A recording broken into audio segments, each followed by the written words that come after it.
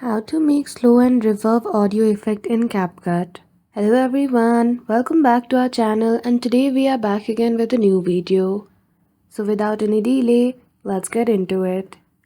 For that, firstly open CapCut application on your device. Go to edit, create a new project. After that, if you want to add the audio from the video, simply click on the clip, scroll to the right in the bottom menu and you will see the option of extract audio.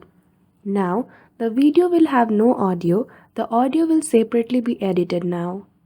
Click on audio, go to speed and make the speed to 0.6 or 0.7. Then after, click on audio again and go to audio effects. Here you simply need to choose the option of mic hog. Now that might be a pro effect. So for that, if you want to still create the slow and reverb audio effect, you can also choose the low effect.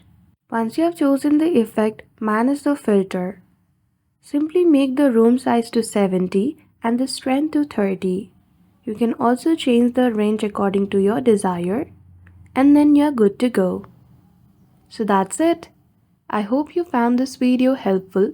If you did, don't forget to give it a thumbs up and subscribe to our channel for such tutorial. Thank you for watching till the end.